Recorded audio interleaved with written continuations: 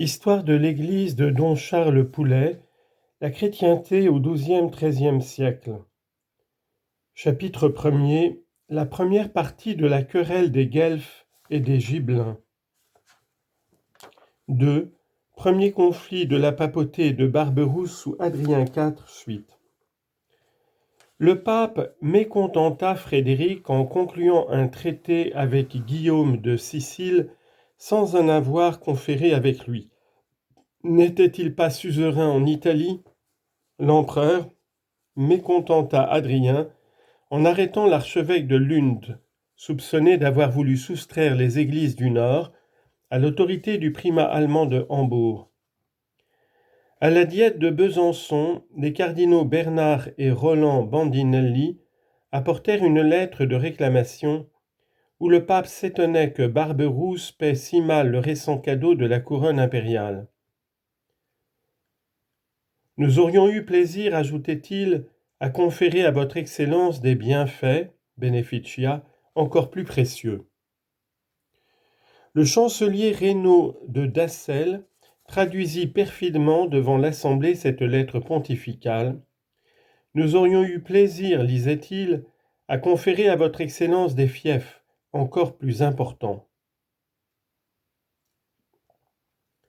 La discussion s'anima si fort qu'Othon de Wittelsbach s'élança l'épée haute sur le cardinal Roland, et celui-ci n'échappa à ses coups que par l'intervention de Barberousse.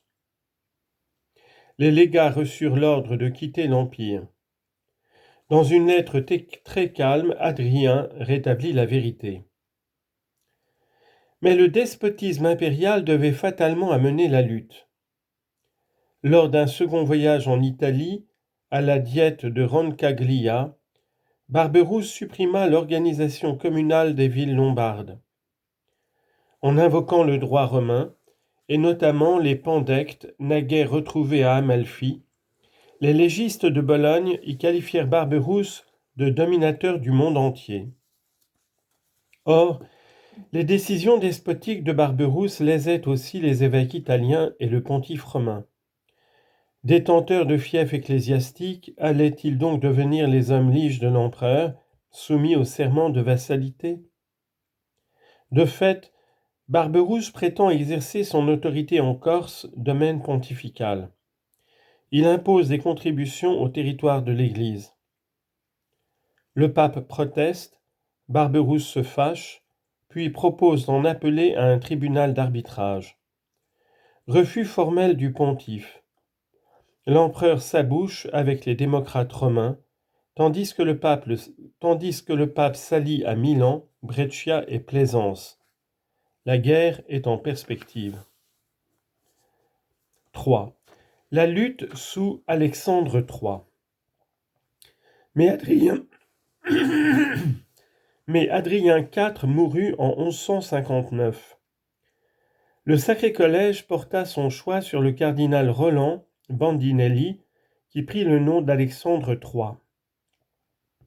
Une minorité impériale élut un antipape, le cardinal Octavien, dit Victor IV.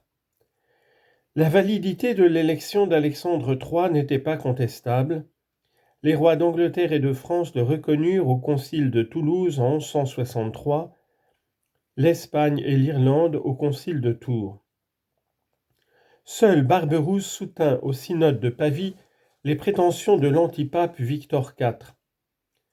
C'était la lutte ouverte entre le sacerdoce et l'Empire. Alexandre III dut quitter Rome, il se réfugia à Sens, où Louis VII lui assira l'hospitalité. Barberousse descend en Italie, troisième voyage. Il s'empare de Milan, après un long siège, et la détruit complètement. En vain, Victor IV meurt-il en 1164.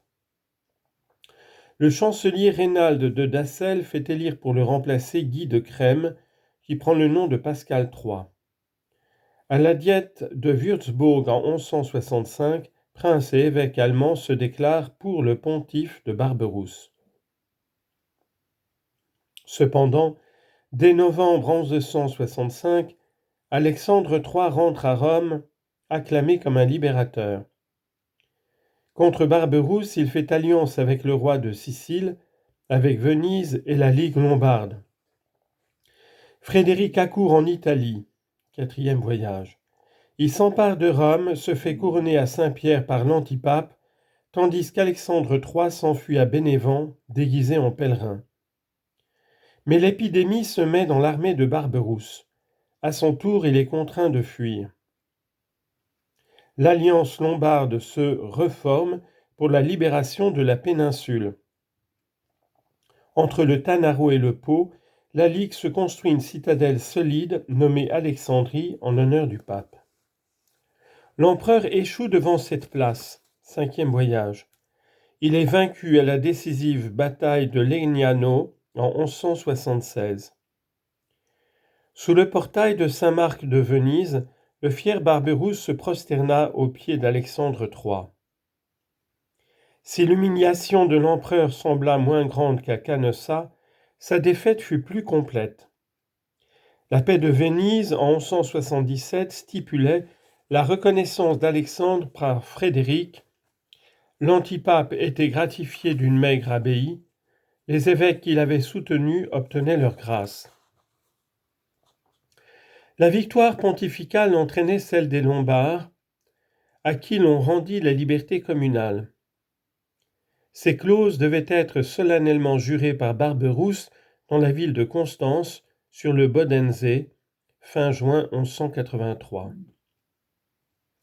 Dès le carême 1179, s'était tenu le 3e concile de Latran, 12e œcuménique, qui confirmait la paix de Venise. Pour conjurer tout retour du schisme, on décréta que le pape élu devrait réunir les 2/3 des suffrages des cardinaux. On porta des canons contre la simonie, la pluralité des bénéfices, les promesses de collation de bénéfices avant la mort des titulaires. Alexandre III mourut le 30 août 1181. Barberousse avait transmis ses ambitions à son fils Henri VI. En lui faisant épouser Constance de Sicile, tante du roi normand Guillaume II, et son unique héritière, il lui indiquait que la conquête de la péninsule devait désormais s'entreprendre par le sud. De plus, il lui donnait ainsi la tentation d'élargir encore les rêves paternels jusqu'à la conception d'un empire méditerranéen s'étendant jusqu'à l'Orient et dont l'Allemagne et l'Italie ne seraient plus que des provinces.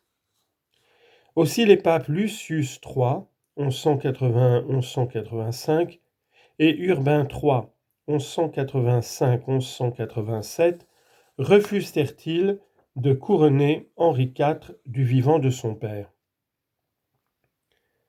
Clément III, 1187-1191, le promit enfin lorsque l'empereur résolut de se croiser.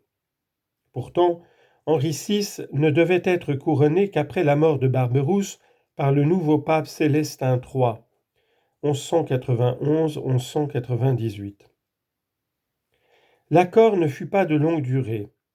Sans souci des promesses paternelles, Henri VI ne se préoccupe pas de rendre au pape l'héritage de la comtesse Mathilde, mais remet à son frère Philippe de Souabe, avec le titre de duc de Toscane, l'investiture de ses biens. Il crée l'allemand Conrad, duc d'Ombrie. Il donne au grand sénéchal Marc Val d'Antweiler les duchés de Romagne et d'Ancône. Ainsi espérait-il empêcher toute ligue entre Rome et les communes lombardes isolées. Enfin, au sud, en revendiquant le royaume de Sicile, il supprimait le 2e allié de la papauté dans la péninsule. Il se rendit d'autant plus odieux qu'il marqua sa conquête de la Sicile par des actes de cruauté inouïs. Henri mourut à 30 ans. Il s'était réconcilié partiellement avec Célestin III en organisant une croisade.